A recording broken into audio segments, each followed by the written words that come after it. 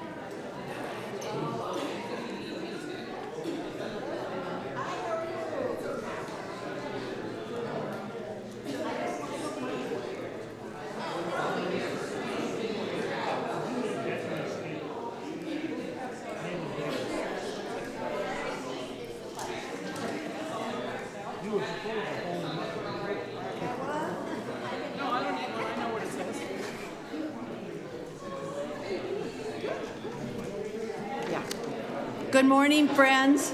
Good morning. Good morning. Muy buenos días. Buenos días. I want to ask you, Diana Gray, who's our clerk, is checking for quorum. And Anita over here, you're counting too? Okay. So we're just making sure we have quorum before we get started. So if you're a member of the church, please raise your hand. If you're a voting member. If you're a voting member of the church, please raise your hand.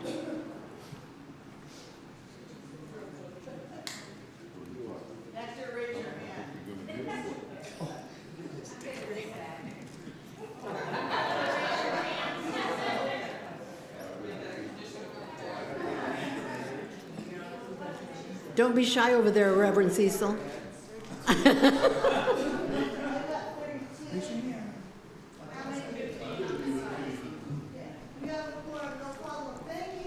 Thank you.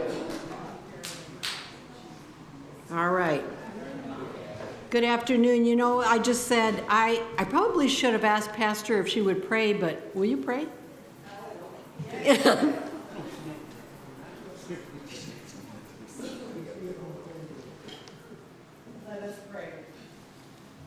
Ready for me? Yeah. Okay. Oh, gracious God, we come together to do the business of church, but we know we can't do it without you, so open us. Open us to your whispers, your words, your yelling, your call. Open us to your love, and bless this time together. Amen. Amen. Thank you so much. I said this last week, but I'm not going to lie. I don't like seeing all those boxes in there. Just saying. All right. Good. We agree. Do we all agree? All right. Thanks. Just wanted to know. So before we get started, I wanted to give you a couple of adjustments to the agenda. And if you don't have an agenda, if you can't see it online or haven't printed it out, make sure somebody next to you can see an agenda. So everybody has one. There are some extras up here if you need them. So we're just going to do a little bit of adjustment, is that we're going to move the new business before the old business. Okay? So that the votes that we'll be taking will be in the big part, half of the meeting, because there's 2 or 3 really important votes that we have to take today. So that's going to happen, and then we're going to invite our sister Judy Petrie to give us a housing update, and we'll finish the work of the congregation. So that's what we'll be doing, and I'll be moving it forward. And then the other thing, I just want to invite you to know that Fred and Dennis are going to be our microphone runners. So if you have something you'd like to say, you could just raise your hand, and they'll bring you a mic so that we can all be hearing everything, and that we can also hear it online. So I want to welcome everyone here to the meeting who's in the house, and our folk online. Welcome to everyone. And Diana, would you do me a favor and tell me how many people are online? We've got 17 online right now. Great, we have 17 folk online. So I'm going to ask Diana Gray to come up and explain to you how we're going to be doing vote and how all of that happens. Okay, Diana, would you do that?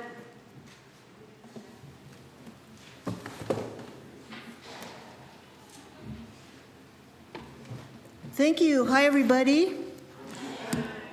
The voting is going to be very similar to how we did it last time, but I want to explain it so you can know why it's important to be patient. There are Stephanie and Tracy who are going to be helping with counting your hands up in the sanctuary. We have Dave Sutton, who has worked really hard to put polls together. So each vote is going to have a poll that will go to the online people. And Reverend Cecil is going to help count those votes that are going to be put in the chat. And that's going to happen if one device has 2 members on it, like a couple who are viewing on Zoom together, then will please one of those couple vote in the poll, and the other one will put their vote in the chat. Also, if you can rename yourself, if you're in the chat as iPad, we have a couple people named iPad, and one says iPad 5, so I'm not sure if that's 5 members, but if you can rename yourself, that would be great, but we have a quorum, but we do want to get your vote. You rename yourself by tapping on your name, and then rename comes up, or maybe 3 dots comes up and you need to hit that and it'll say rename somewhere. When you put your vote in the chat, so that's the alternate member, I'll call it, who's online, could you please put the subject in? So today we're going to do 3 votes. The first is on minutes. We'll just basically take a majority as soon as we have majority hands, probably in here, to pass the minutes. But then our second vote will be on the apartheid-free pledge that we're going to vote on. So if you're voting in chat, could you please put in the word pledge yes, or pledge no, or pledge abstain, so we can count all your votes. Same way with the slate of nominees. If you're voting in the chat, please put slate yes or slate no. So that way our counters can help sort out those votes, because we want to get all those votes counted. So I think that's it. Does anyone have questions? Do we see any questions online? Great. Thank you so much. Thanks, Diana. Oh, I'm sorry. Polling comes up as a percentage. So be patient. I've got to get my helpers all their input, and then I have to change some percentages into real numbers. This is why the votes can't come out just immediately, except probably the passing of the minutes, which I hope you will do. Thank you. Do you want that? Yeah. No? I like being tall, but Okay. I like being tall, but not that tall. Anyway, I want to welcome you to our July 2023 Congregational meeting. I'm Linda Jaramillo, and I'm moderator-elect at this present time. And I just want to give a shout out to our moderator, Tim Lovelace, who is doing an extraordinary job. And Tim was really regretting that he couldn't be here because they had planned vacation. So he can't be here, but he sends his regards to all of us. So with that, what I'd like to do is also I want to just say a couple of things about how amazing it. I've been on the council a couple of months because we were filling positions, and it's just amazing to me how many people are volunteering in this church. Yes. Amazing to me. And we'll talk about it at the end of the time, but I think we have over 60 working groups. And we have all the ministry teams and so forth. So it's just phenomenal, and just thanking you for all that you contribute. One of these days, it'd probably be great to count our hours, right? Not today. But anyway, thank you all for being here today. And I'm also going to just give a little bit of update on the search process, but since I'm not on the search committee, I will share that as well. So with that, let's go to the piece on the agenda to approve the minutes of the January, it's really the March meeting, right? April. And Dave will put the poll up. All right, Dave is putting the poll up. And the April minutes went out. In fact, all of the packet of information went out about two and a half weeks ago. So I'm hoping you had a chance to look it over. And with that in mind, do I have a motion to approve the minutes? Larry Harmon moves. We approve. Second? Second. Catherine Alder seconds that we approve the minutes. I'm going to take a hand vote here in the House, and then our counters are going to do. Everyone in favor of approving the minutes of our last congregational meeting? That's going to be a majority right here from the hands I see. Great. Okay, anybody opposed? Got to count the other side. Anybody abstain? All right, I believe we have an approval. Thank you, yes. And on the next votes will be more exact, but that one majority. All right, Thank you. great. Thank you so much. And I do know that Tim has sent out information along the way, so you've gotten information from him, and that's simply a moderator's report and an update to all of you. And I just wanted to let you know that Tim plans to give a full search committee report to the congregation next Sunday. So that's what's going to be happening. But I also want to shout out to all the folk that are serving on that search committee, because what I call the dream team, that's what we call the dream team.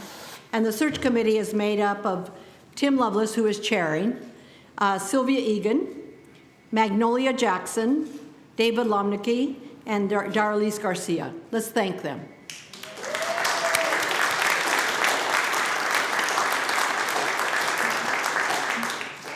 All right, at this point, I would like to call up Darlise to give us a treasurer's report.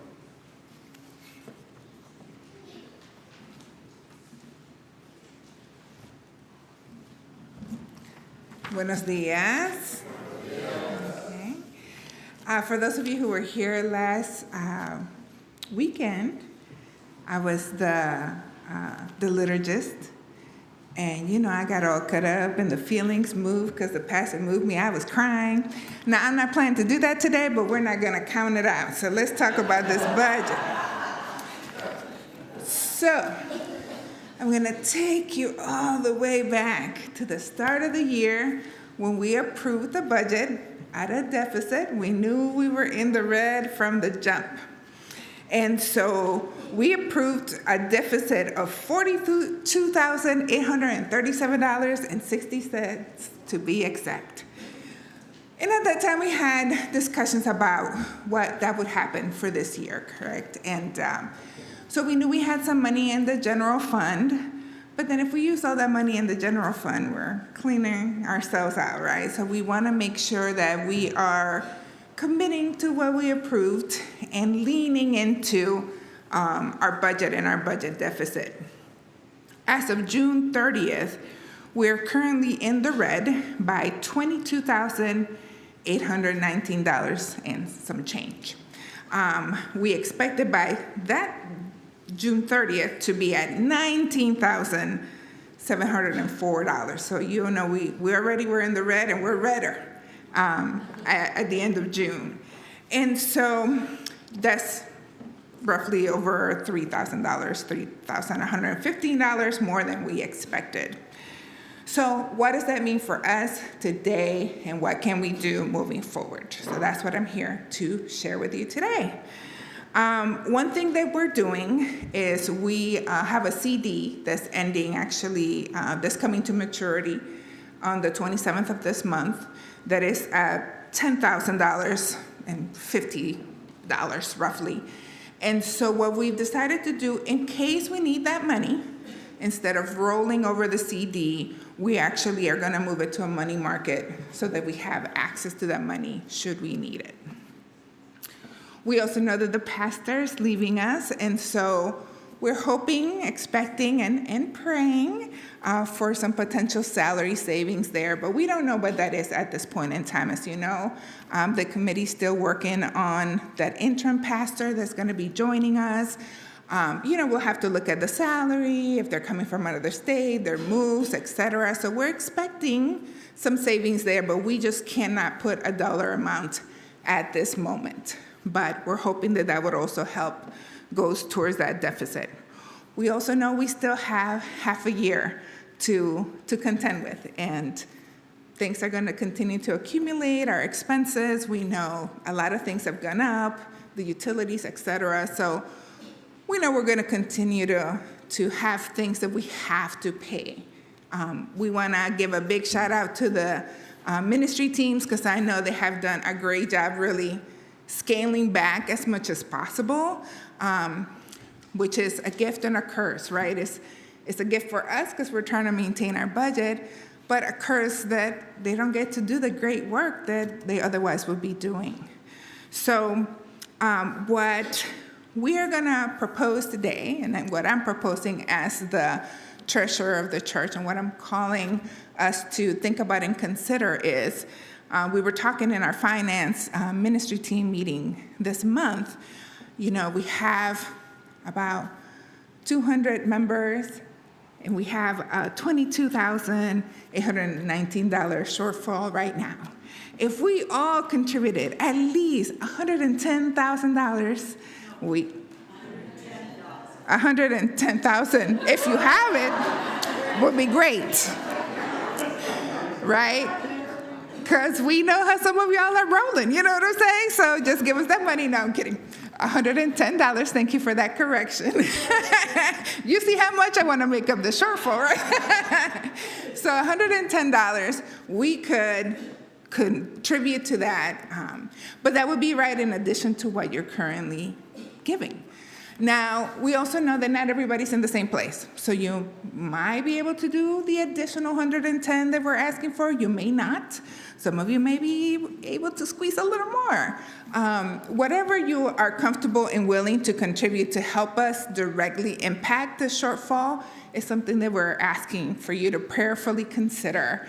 I work in higher ed. I get paid once a month. So I will do that in August, and I will do my part.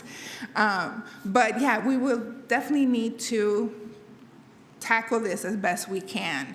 And this is the time to do it, right? We know that we have other things coming up. We have Ainsworth in the city coming up, but we have already budgeted for that, if you recall, for this year. Now, again, if we have somebody who has $110,000 they want to give at Ainsworth in the city, we would love that.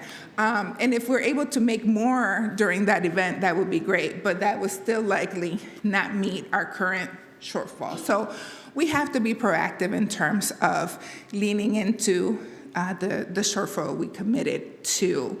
But also at the same time, not cutting ourselves off at the knees, so to speak, that we just leave everything relying on our general fund and that, because then if we use all of that up, then we're not going to have a cushion to fall into when we need something, if there's an emergency or anything else. So that's where we are. I am going to be the outgoing treasurer. We have a new treasurer coming in, and we want to make sure they stay. And so I just want to make sure that I'm able to have this conversation, seeing that I was the treasurer that was here working on this budget, and it shouldn't fall on somebody else to have the conversation to make this sort of ask. So that is something that I want for y'all to think about, consider if you're able to, and lean into and donate. And of course, all the other things that we'll be doing where you have opportunities to contribute, such as Ainsworth in the city, et cetera. We would love for you to help with that as well. Any questions?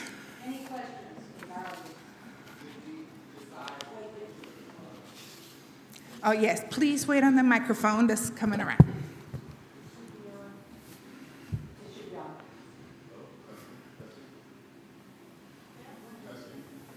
That's it.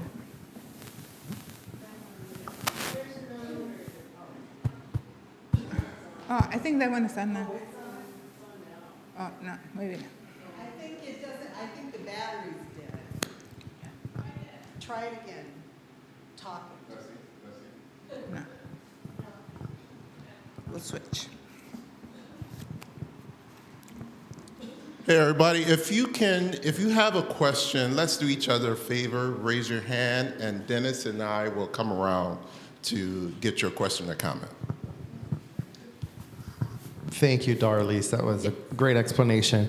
In the Finance Committee, I don't think we asked how people should identify if they're going to donate. Do we ask them how they would identify that they're donating to offset the budget?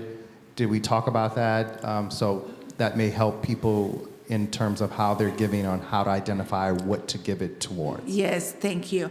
And I feel we've chatted about it briefly. So if you're doing a donation here, of course, you can add that to the envelope. If you're doing an online donation, you can, I think there's an area where you can put a note, select the general fund to contribute. And I think there's a part where you can put a note and you can say that is going towards the shortfall. Mm-hmm. I'm curious as to how you have determined that we might save money in terms of pastor's salary. Yes, so what we have put in our listing in terms of the budget or the salary range is lower than what the pastor is currently making. But then, as I mentioned, we still have to take other things into consideration, like their move and other expenses that they might have, what salary they land on, et cetera. So that's why I said there's a potential. We just don't want to absolutely say that's what we have right now until we have a pastor that has been named. Are we paying conference guidelines? No. No? No, and we did put that in the announcement, and so folks have. I find that very disturbing because you're recruiting from across the country, and you want the quality of pastor that you are giving up. Mm-hmm. That's my hope. I can tell you, as somebody who is in that committee, that we have had some really good candidates who are willing, even knowing the salary range, because that was posted. And again, that's why I say we may not have a savings, because once they accept, there will be that conversation around salary and what they really need, et cetera. So I'm not comfortable 100% saying, yes, we know for sure we're going to have a salary saving, but there's an opportunity. We have been working for the last 4 or 5 years, increasing the pastor's salary by up to 10% a year, and so that we can get to the the conference recommended salary. Yes. So we're still in the process of attaining it. Yes. Yes, of course. I was going to say, what are the things that are happening to make cuts in the budget right now? And also, I was going to say, I think we need to choose a pastor that's right for us in every way. It's not just about financially, putting somebody into a category. But anyway, I just don't know what cuts are being made in our current budget. Is it coming out of wages? Is it coming out of other departments? Do you want to say after them? So if you may recall, when we had the conversation about the final budget that got passed, we slashed that sucker as much as we could slash it. So currently really has been the ministry teams for the most part who have put a halt in their spending. But the salaries are not being touched. The utilities, all that stuff, we can change. So we have cut as much as we can possibly cut at this point. So that's why we need to really, again, prayerfully consider how we can help make up that short, because we have really trimmed the fat as much as possible. I mean, me personally, no, I need to work on that. But as far as the budget, we definitely have. Those kind of expenses. I thought maybe I could give you a little bit of information related to the search. It's not the whole report, just so you know, is that no matter what happens, we know we will not have an interim pastor in August. Okay, we know that. And the issue is getting interviews done and all the kind of thing. I think the search committee is doing a fabulous job. And the timeline is, getting stretched out. So I know that Pastor Lynn has already arranged for worship coverage for all of August and part of September, if not all of September. All of September. So all of that means that we will be working in at least August and September. Even if there is an appointment of an interim, then it takes time for somebody to actually, notify their current employer and so forth. So in regard to conference guidelines, I think that's absolutely essential. However, there is going to be that particular savings, and the council has had that conversation about what that means, and not the expectation that we can go much longer than that. Okay, so that's, and I know Tim will give you far more information on where they are in the process. I know they're well along the way, put it that way. I hope that's helpful.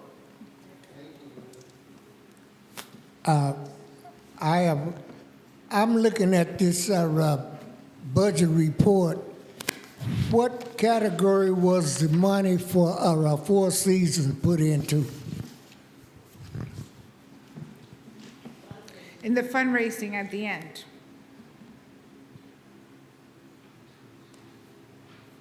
It's at the beginning of the fundraiser category, 405.100. Oh, they got the summary.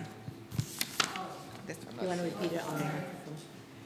You want to They repeat? didn't get that, they got this. No, but repeat it on the microphone so people online can hear. Oh, yes. So it's, the question was about the budget, where was the Four Seasons put into it? Was in the fundraiser.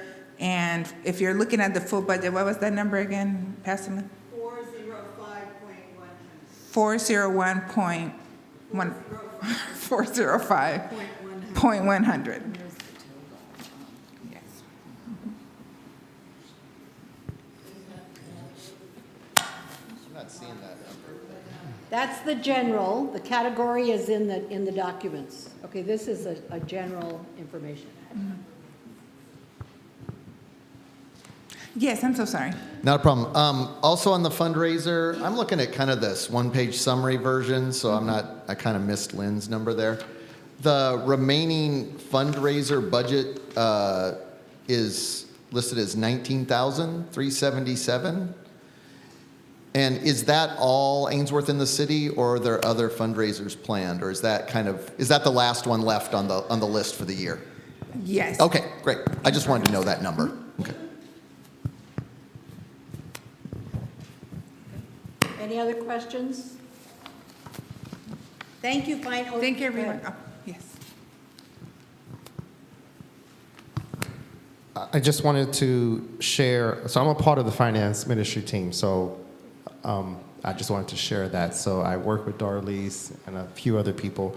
But we had the question, I think it's important to be clear about the standard for the salary, and essentially what was shared with us by the search committee was that the position is posted for $75,000 to $100,000. But the position that we posted was flagged as not meeting the guidelines for the conference. So we're already in a situation where the conference has flagged the posting as an insufficient amount for the person coming in.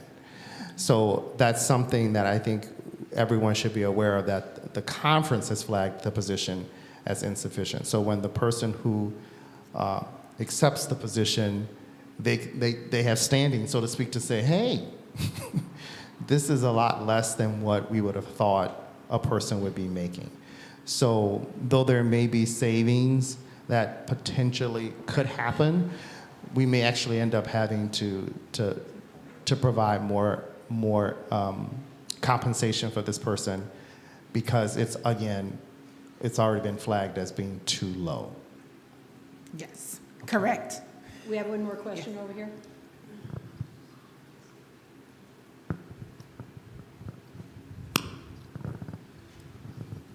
I just feel that it's important for us for me to say, our mission statement holds up justice as a central theme in our community. And this is a justice issue to whomever becomes our pastor. I think we need to stand behind them and financially support them. Yes. And again, those are conversations that are going to happen directly with the person. So we're not saying that if they're like, oh, no, I can't do that, we're just completely going to be like, okay, bye. You know, if we know they're a good fit, those conversations are going to happen, where if we need to look at what else we can do and how, we will definitely do so. But I'm afraid that you're not going to be attracting people who know that you're not starting at conference guidelines. Oh, they all know.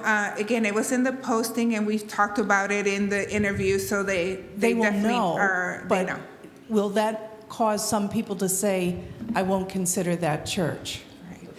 We had quite a few candidates that we had interviewed already.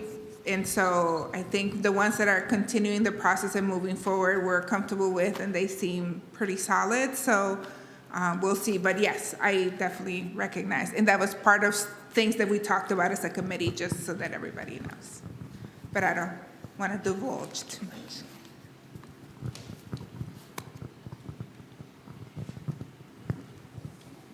I think it's really important that we consider what we can afford to pay. And I know we want to pay people as much as they deserve. But we also have to remember that if people don't want to apply for this position, nobody's making them do it. They know what the figure is. If they apply, then that's what it is. If they don't want to, then they can look somewhere else. And Tim will be here next week to talk more about this. Thank you.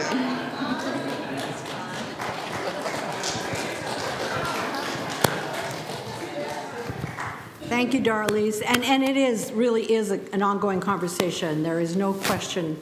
There's no question about it.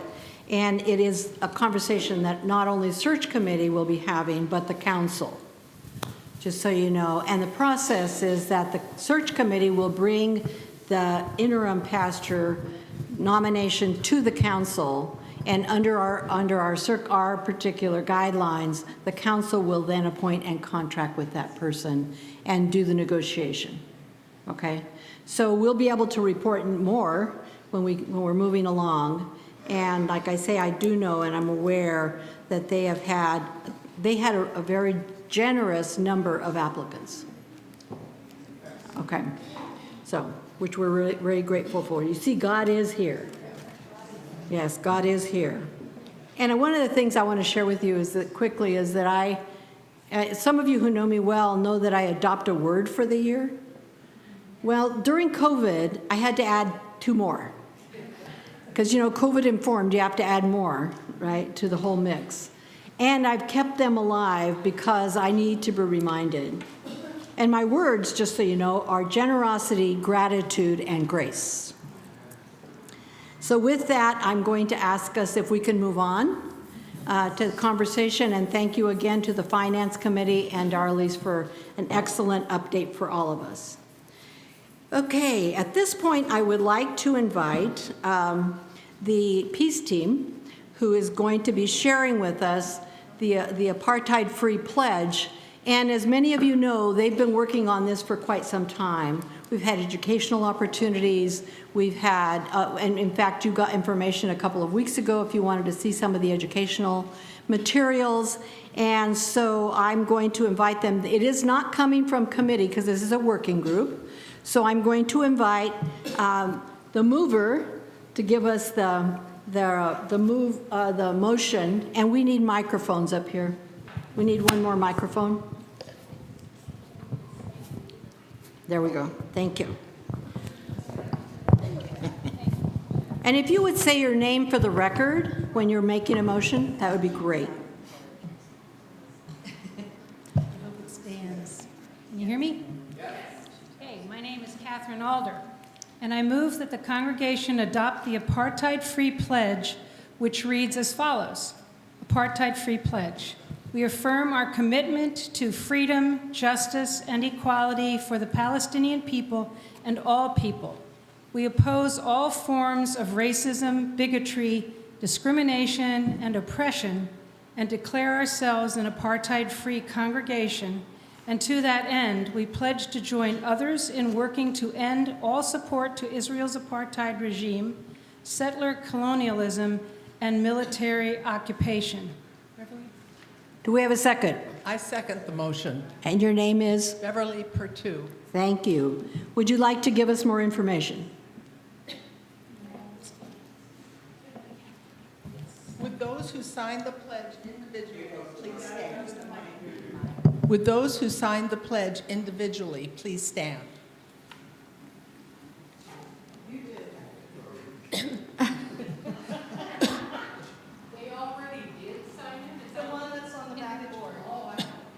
It's on the back bulletin board. It's hanging on the bulletin board. Thank you. Thank you. Readers, please come forward. Others, thank you, and you may be seated.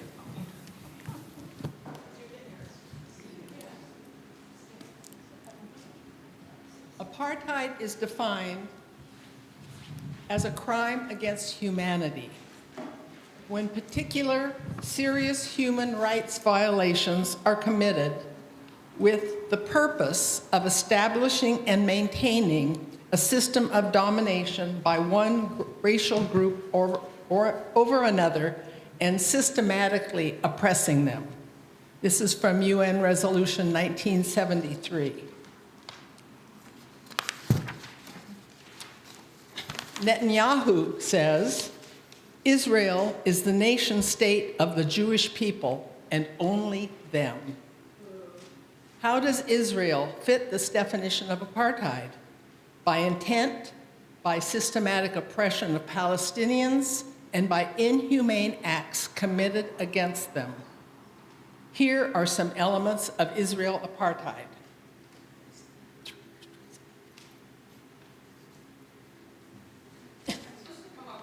Yeah?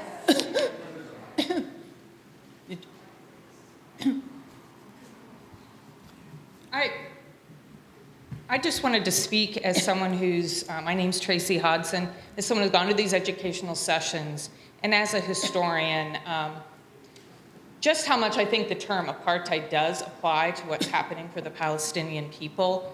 It looks a lot like the system in South Africa that so many of us were protesting against in the 1980s. In particular, there's different kinds of laws for different people that really impacted me. Civil law for Israelis and then military law for Palestinians.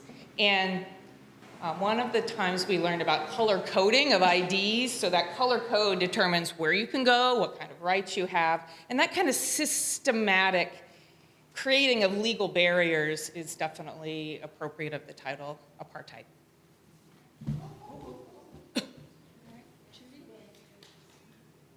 If there are more microphones, it would be helpful. Can you hear me? Yes. Okay. Land and housing. Palestinians are forced to live in enclaves separated by a wall and checkpoints, keeping them divided. Their land can be forcibly taken away and given to Jewish Israelite settlers. Many Palestinian homes are demolished and building permits are almost never granted them. Their roads are unimproved while Israelite settlements have new roads. If they live in Gaza, they cannot leave. Gaza is almost uninhabitable. 95% don't have clean drinking water. Can you hear me? Oh, okay. For Palestinians, there is a legal ban on family unification. If they marry someone from a different area, they do not have the right to live together.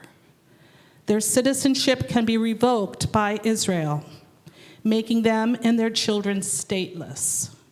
This means no ID, no driver's license, and no bank account, even for the children. I'm Cecil, he, him pronouns. Since 1948, Palestinians are denied the rights to return to their homes and land taken from them, which is against international law. They can be denied the right even to visit Palestine. Jewish settlers come from around the world to become citizens and live anywhere in Israel, Palestine, and in settlements. Settlements are against international law. They are war crimes. There are extrajudicial killings, torture of teens and adults, arbitrary arrest, and detention even of children. The Israeli military occupation of the West Bank carries out many of these actions. Violence by settlers is also significant.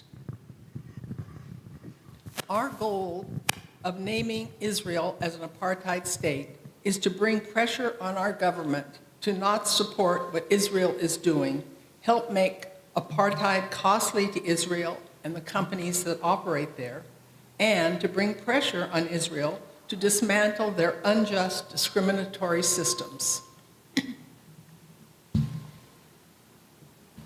We believe it is important to speak up as a Christian congregation and as a justice-seeking people, and ask that our congregation's voice, by adopting the apartheid-free pledge, we add our congregation's voice. There are many Christian groups who are very loud voices in support of Israel, who ignore the treatment of the Palestinians there. From what we have learned, we cannot stay silent. Thank you very much. Is my mic on? Is it on? Yes. I don't want to yell at you.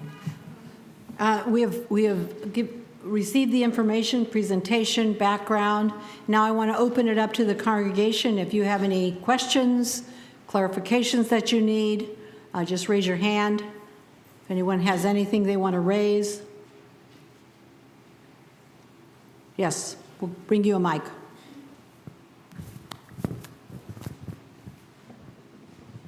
And please state your name, thanks. Yeah, I'm Eldon.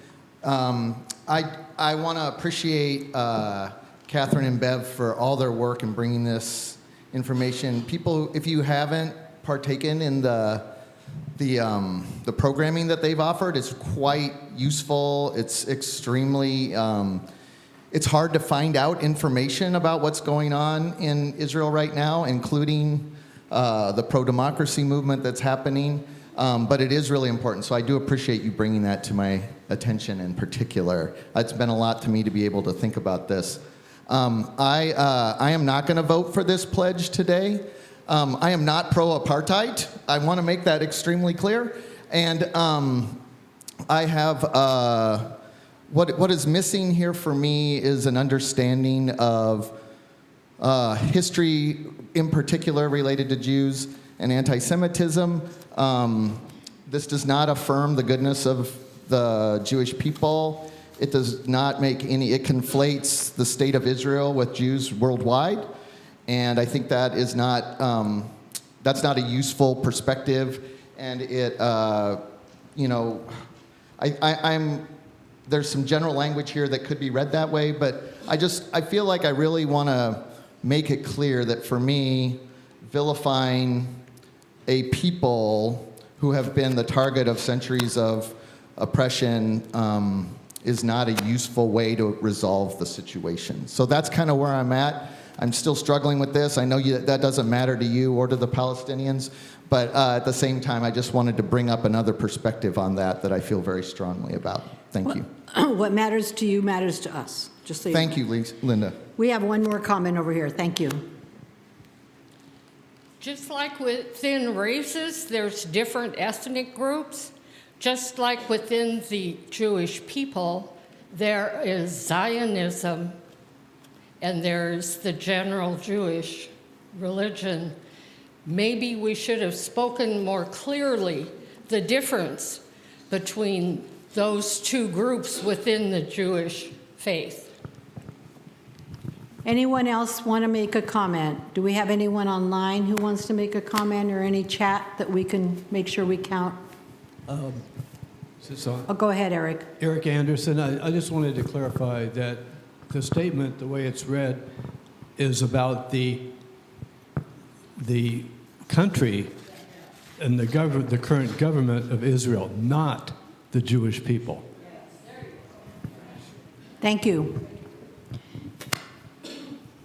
It's pretty much what I was going to say. We are focusing on the Israeli state policies, not the Jewish people. Many Jewish people agree with us. Jewish Voice for Peace has signed this pledge.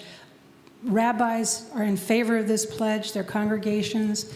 So it's really not against the Jewish people. It's against the policies of the state of Israel. And we believe Israel has a right to exist, but not the right to deny Palestinians the same rights as the Jewish Israelis.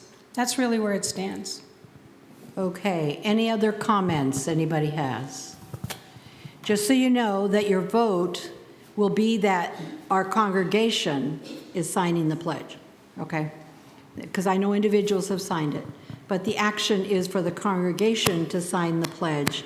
And with that in mind, I believe in prayer before we vote. So I'm just going to ask us to just take a minute and just be with ourselves in quiet space and hear these words. Breathe in peace, breathe out stress, breathe in faith, breathe out worry, breathe in courage, breathe out fear, breathe in calm, breathe out chaos, breathe in love, and breathe out gratitude. Are you ready to vote? Okay. Okay. Dave's got the poll up online. So I'm going to call for those who are voting yes for Ainsworth United Church of Christ to sign the pledge, the apartheid-free pledge. Raise your hands, and we have counters in the room. Take the time we need.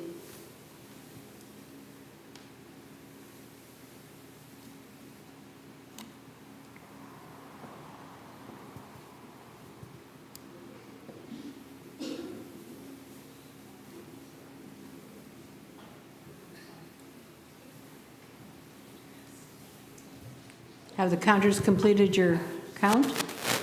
Okay, I would like to move us to those who are opposing the pledge. Raise your hands.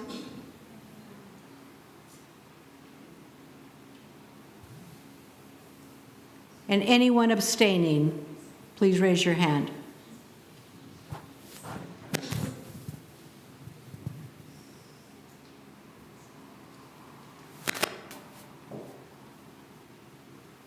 Have we got the poll? Thank you. Thank you for the work that's been done. And I would encourage us, no matter what this is, it looks like a majority has passed it. We want to make sure we've got the count, but to educate yourself on the whole situation and do as much information gathering as you can. And as I said earlier, what matters to you matters to us.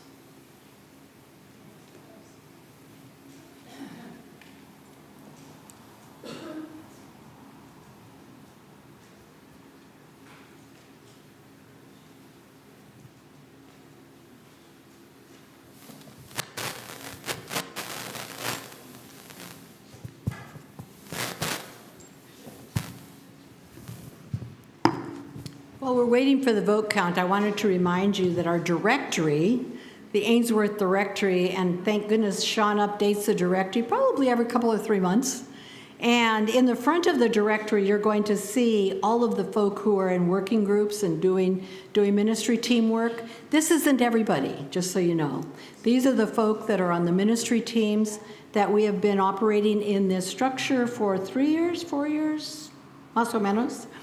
And that there's lots of different working groups going on with that. But just so you're aware of the folk who are in leadership roles, so that you can see who we are and our leadership in Ainsworth that fits right into our household of family and directory. You got a vote?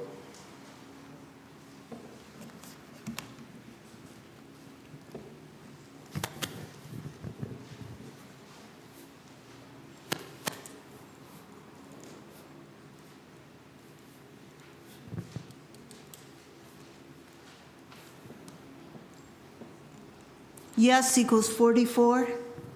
No equals 5. Abstain equals 3.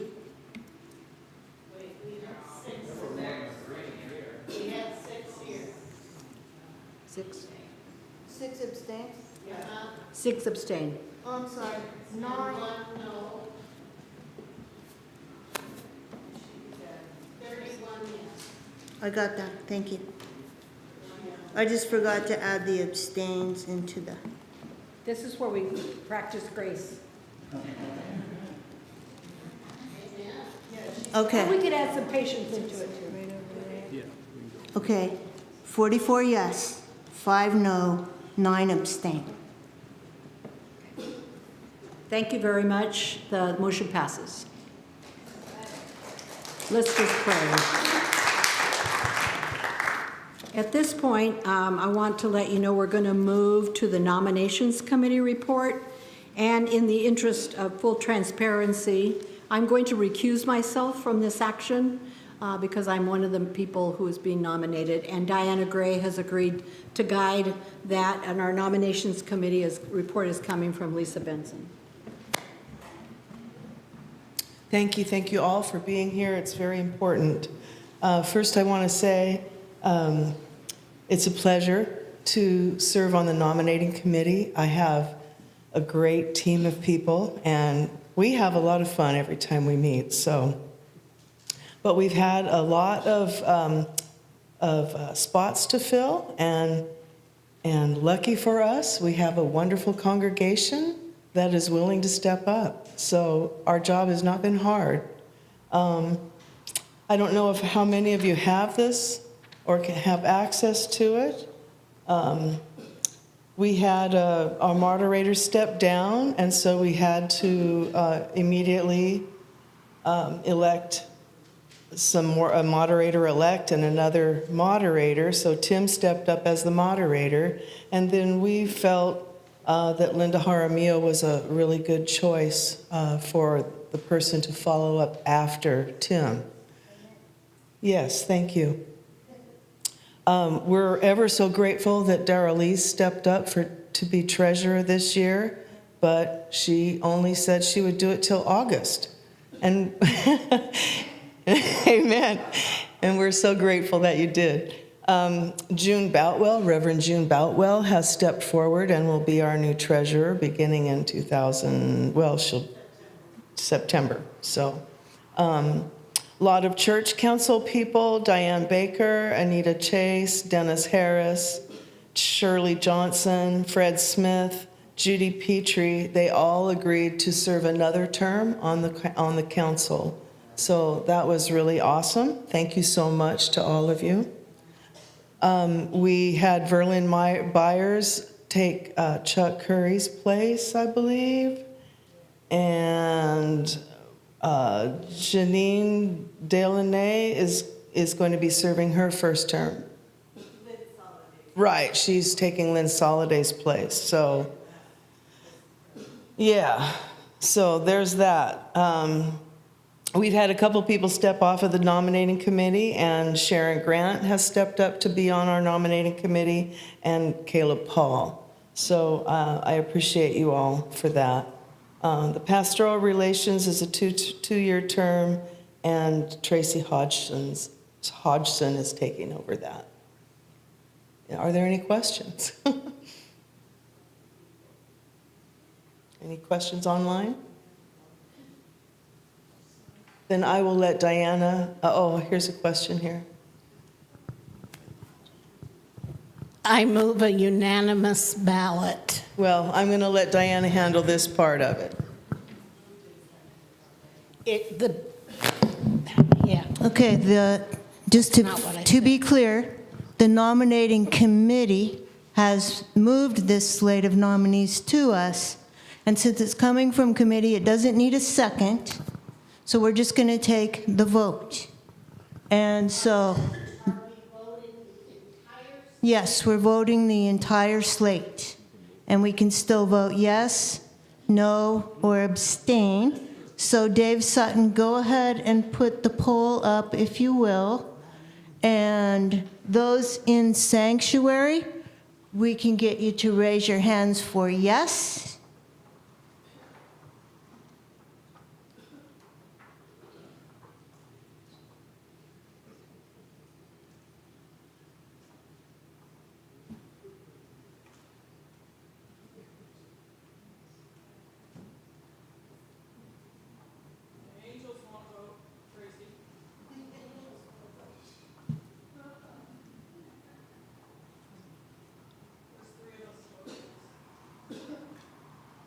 Three angels.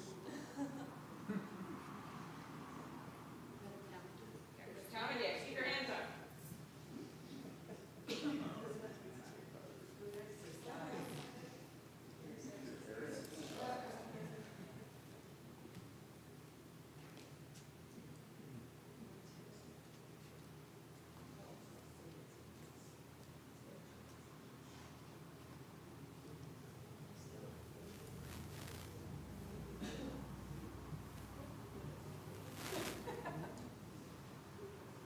Okay, did you get that? 38 yes. Okay, 38 yes. Any no in sanctuary? And one. I forgot to say who's on the nominating committee with me. It's me, Carol Pinniger, John Edmonds, Marlon Broussard, Caleb, Sharon. Yeah. I think, no? Well, that's it, I think. So, thank you. And I took Cinta's place. Okay, and you said 31 yes in sanctuary? 38. See, you know how you hear something and then it just goes out in? Okay, any abstain in the sanctuary? 0.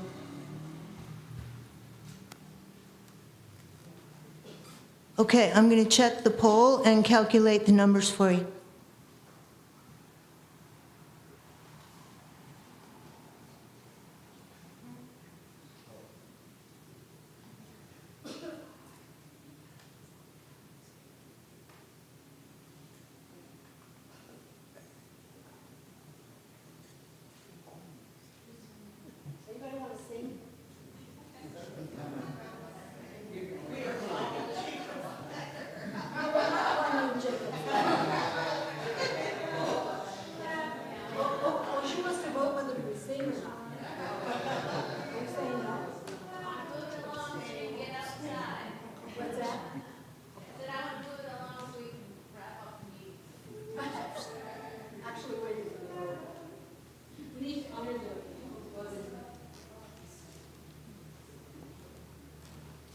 I got to tell you, I love the closing hymn of this morning's worship.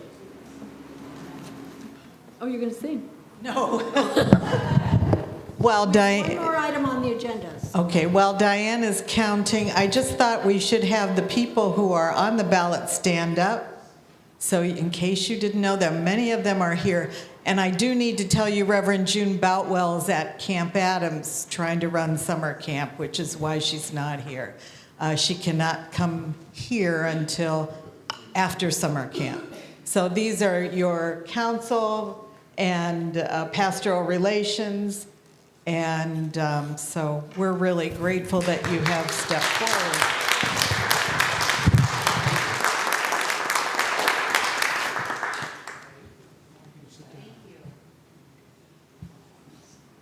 Thank you again to everyone who stepped up to be important in the life of your church. The results are yes, 56 votes. No, 3 votes. Abstain, 0. All right. Thank you. Thank you, everyone. Thank you for hanging in there. I really would like to invite Judy Petrie to come up and give us a brief update on what's going on with the housing work and how she's moving it all forward into the fall season, okay? And then we're going to pray. So you got to stay for the prayer.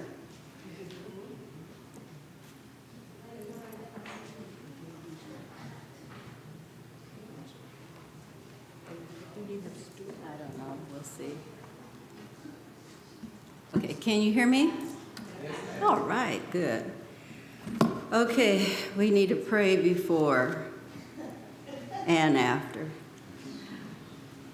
Good morning. So it does say on the agenda that the housing update is going to be at least 35 minutes.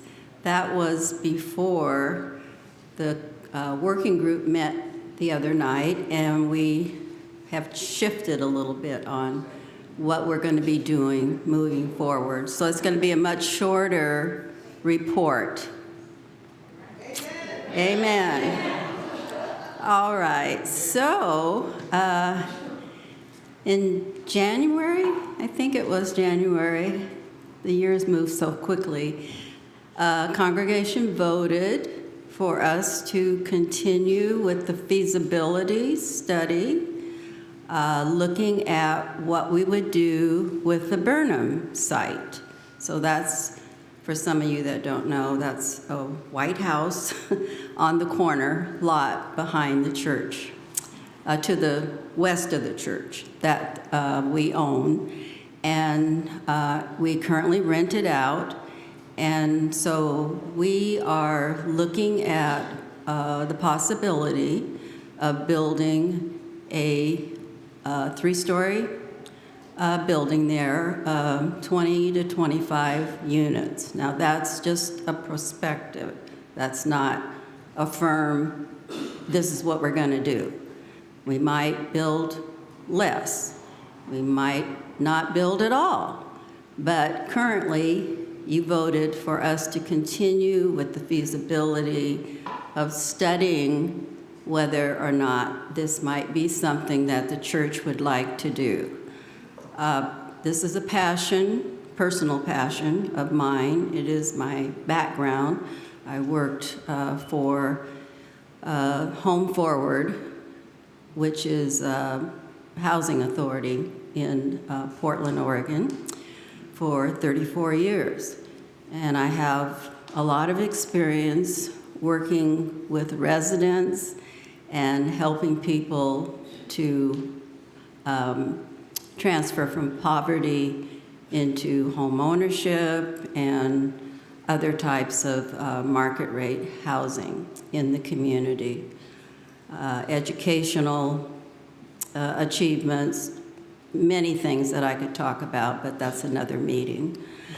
So developing of housing is not my expertise, but I certainly was in the room when it was being discussed.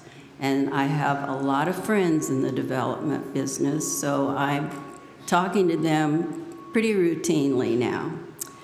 So where we are at, I think some of the members are here today. I'd like to introduce our working group. We're a working group, and Eric Anderson is one. Eric, why don't you stand up, because some people may not. Lisa Benson is part of the group. Stand up, Lisa. Nobody knows you, Lisa. Anita Chase. Chuck Curry is not here, but Chuck is on the working group. Catherine Egan. Did she leave? She was here. Okay, all right. Dennis Harris. Tracy Hoskin. Cheryl Moore. Nick Putnam. Lynn Currently, and myself. So, yes. And we've been meeting since May, and I think most of you, I think I've talked about this before, we belong to a coalition called the Levin Land and Housing Coalition. It started out with about 8 churches. We were initially part of the 8. It has now grown in 4 years to 55 churches. Tri-County, Washington County, Multnomah County, and Clackamas. Thank you. I'm getting ready to say Clark, but that's not right. Maybe we can get Clark in there too. And so we've been meeting with them over the 4 years. This last year we weren't too involved because they were doing more of community building type work, and some of us felt like we had enough of community building expertise. So we didn't participate, but I have to say they have really done a lot of advocacy through the city and through the state on the housing issue, faith communities building housing, and getting a lot of the permitting and building code zoning issues addressed and changed to help smaller developments and faith-based specifically to be able to build housing on their lands. So we are working with them again. One of the members, founders of the coalition is Reverend Julia Nielsen of Portsmouth Union Church out in North Portland. She didn't know a thing about housing, and they decided they wanted to build housing for homeless folks that were camping on their property. And so it was like a 5-year project, and she had to learn basically, as a novice all the way up to now she's an expert at it. And she is going to be walking with our congregation, helping us with this process, discerning whether or not this is right for our congregation. And she met with our working group in May, and I think the working group really appreciated her comments that she made and talking to us about the steps and just what will happen along the way. I think in January, I also mentioned, or possibly it was April's meeting, that there was a bill in the Senate, or proposed to the Senate, for $20 million. It was specifically supposed to be for faith communities that wanted to build housing on their land. And it was sponsored by EMO and some other groups in the community. Unfortunately, it was $20 million, and it was a grant. And it was going to be for pre-development work, which would have been fantastic. And I was really doing my happy dance, said, oh, good, money, free money.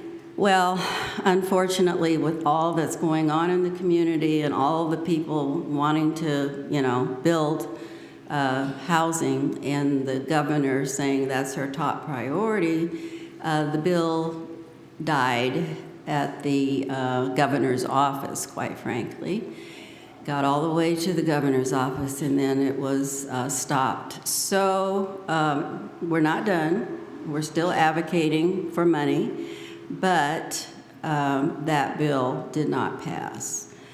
So Yeah, so that was disappointing, but like I said, you know, we're faith people and we're not going to give up. And there's other opportunities for funding. There's grants, there's, you know, foundations. So the money's out there, and there's money through the city and the Metro bond that you know, Oregonians passed, as well as in Portland. So that is still available to us, but we're not even there yet. We're not to, you know, how are we going to fund it and all of that. That's part of the discussion. So, get my notes here.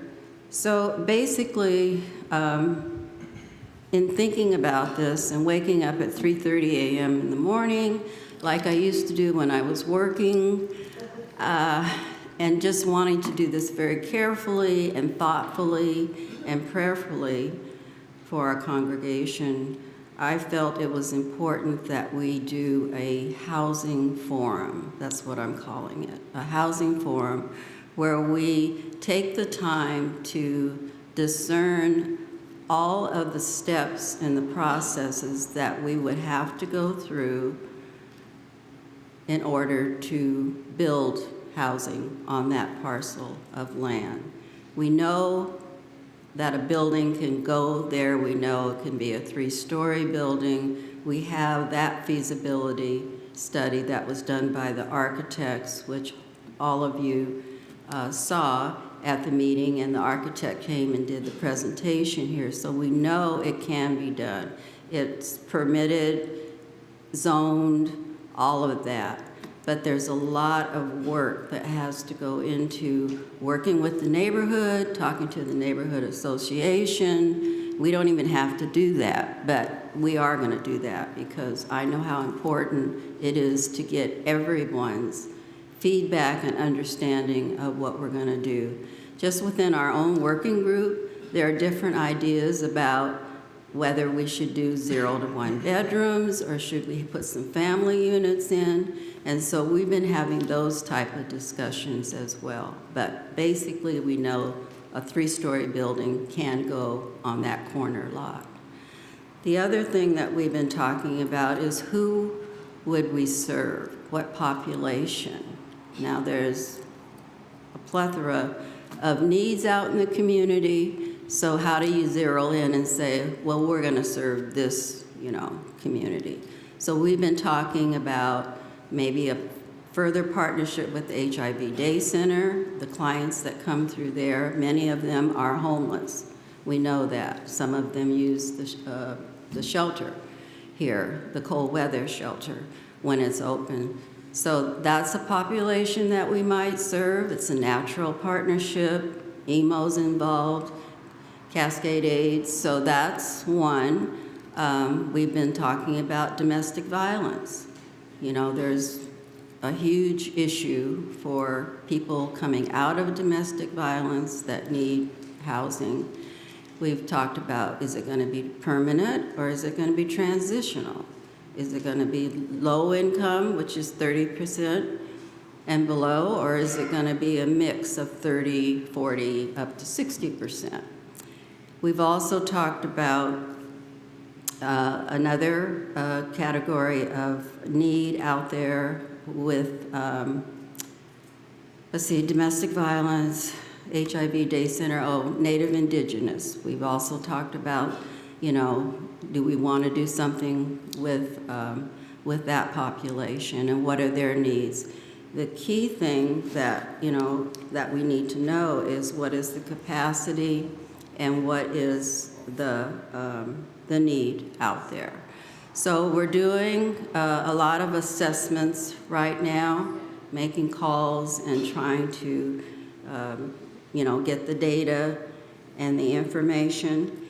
And so anyway, basically looking at doing a housing forum, possibly in September. You'll hear more about it, but tentatively, and we've done this before, when we actually made the decision to look at our, two lots, this lot behind the church and also the Burnham site. That's the name of the house. We have a couple of new people in the congregation here, so that's why I'm explaining it a little bit more so they have an idea. But we had a meeting downstairs in Michael Hall, was worship service, and then we had the meeting afterwards and broke out into small groups and talked about priorities in the church and what we'd like to see happen. And our property, our land, was on the top of the list. And so people said we really should be looking at long-term, what do we want to do with our land? We've decided that we're not going to do anything with the lot behind the church because there's other needs, there's other uses that we can do with that particular land. And so we are focused on the Burnham site. So it will be the housing forum after worship service. And we'll break out into small groups and kind of do that same facilitated discussion about your thoughts, your feelings, what you'd like to see or not see. And I think, you know, housing is a human right. And we are a justice-seeking congregation, but we all have diverse opinions about many things in the congregation. And so I just feel, you know, it's better to go slow and take our time and thoughtfully, as I said, prepare for either a yes vote or a no vote. And this is not going to be like happening in a year or two. This is going to be a long process. So I think that's all I wanted to say about that today. I saw someone, Stephanie, did you have your hand up? Yeah. Just a second, Stephanie, just a second. Need the microphone. At a previous congregational meeting, we also talked about mental health needs. And is the group still willing to have that service provided, or is it looking at mental health as a potential population? The thing about, you know, the category of saying people that have, are we going to serve people that have addiction issues? Are we going to serve people that have mental health issues? Are we going to serve transgender? You know, all of people, there's people in this congregation that have all of those issues or have had all of those issues. And so any population that we serve may have some of those issues. And certainly that's what is out on our streets today. People that have addiction and mental health issues and don't have income, and also don't have domestic violence survivors. I mean, you know, it's all of that. So are we going to be focusing on one particular group over another group? I think we're going to find a mix of people that have all those issues in whatever group that we are going to be dealing with. But we will have a service provider. We're landlords on paper, but we're not going to be the day-to-day landlord. We'll have a property management company that works with us. We have a property management company now that does all of the tenant landlord stuff, so that's not going to change.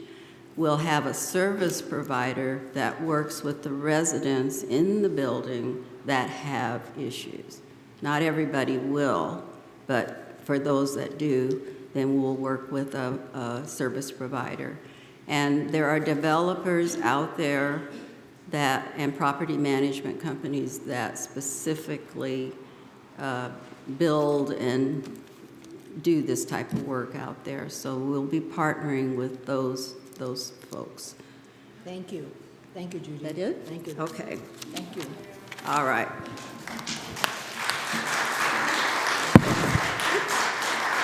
Linda, I just want to say one more thing. We have 9 strong people working on the working group, and we want to, it's not exclusive, so if you have an interest or you have a concern or you just want to participate with us, just let us know, and we'll send you the Zoom link so that you can join us. Great. Thank you. Thank you. Thank you, thank you, thank you to the working group and all the work that's been done so far. As you know, we have a lot more questions than we have answers, right? So with that, I'm just going to thank you all for hanging in this summer July day. And you know, one of the things about these times and our transition time, I know at least I've been in 3 or 4 meetings when we've said to Pastor Lynn, this is your last meeting. So we're going to do that, and I'm going to, because we have online folk, I'm going to ask Pastor Lynn to come up here, if she would. This is her last congregational meeting with us. And in the interest of having everybody online, if you would all just raise your hands in blessing.